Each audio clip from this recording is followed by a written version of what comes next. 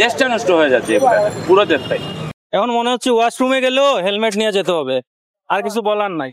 আমারে মামলা দেওয়া হয়েছে, হেলমেটের মনে হয় একটা মামলা দেওয়া হয়েছে, আর পেপার সাথে নাই এটার জন্য আরেকটা মামলা দেওয়া হয়েছে। হ্যাঁ, রেকারও করা হয়েছে। কিছু কিছু জায়গায় আমরা সিনক্রিয়েট হয়, কিছু কিছু জায়গায় কষ্ট পায়, কারণ তার দেখা গেছে হেলমেট নাই, তারপর গাড়ি কাগজপত্র নাই, কিন্তু এগুলা আমরা মামলা দিলে বা রেকার করলে ওনারা মনে কষ্ট পায়, কষ্ট পাওয়াটাই স্বাভাবিক। কি বলবো ভাই, এখানে হেলমেট রেখে 3000 টাকার মামলা খেয়ে ফেললাম, আর কি আর বলবেন।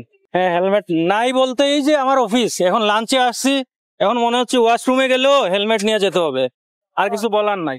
মাননীয় কমিশনার মধ্যে এই উদ্যোগ নেওয়ার পরে যানজট একদম নাই বললেই চলে। মোটামুটি এখন নগরবাসীও স্বস্তি আছে, আমরা নিজেরাও চলাফেরা করতে অনেকটা স্বস্তি বোধ করছি। এটা চলমান থাকবে এটা যতদিন পর্যন্ত সুন্দর একটা শহর উপহার না দেওয়া হইতেছে, ততদিন পুলিশের যানবাহন এই অভিযান অব্যাহত থাকবে। এই অভিযানগুলা হচ্ছে আমরাই খুশি, এই জন্য আমাদের কাগজপত্র সবই আসিল, কিন্তু যে সাথে ছিল না বিদায় মামলা দিচ্ছেন। মামলা দিতে আমরা কিন্তু না করি নাই বা কোনো কনসিডার করতে যাই নাই, যা দিছে ঠিক আছে দিয়া দিছে। এটা এরকম আমার মনে হয় সবারই মানা উচিত। পুলিশ কমিশনার মহোদয়ের নির্দেশ মোতাবেক অবৈধ যানবাহন এবং এই যে ব্যাটারি চালিত অটোরিক্সা এগুলা বন্ধের লক্ষ্যে অভিযান চলতেছে, এবং এগুলার কারণে আপনার দেখা গেছে যে যানবাহন বিভিন্ন জায়গা আসলে বিভিন্ন রকমের সম্মুখীন হইতে হচ্ছে।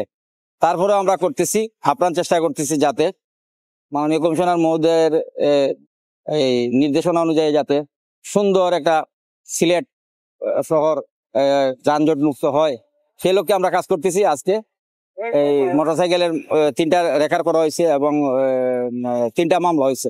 এগুলো ভালো জিনিস, খুবই ভালো জিনিস। আজকে দেখতেছি অনেক ভালো শৃঙ্খলা হয়েছে, উপশহরেও দেখছি, আমার বাসায় উপশহরে দেখে আসি অনেক পুলিশ প্রশাসনের লোক আছে, খুবই ভালো উদ্যোগ, ঠিক আছে এগুলা।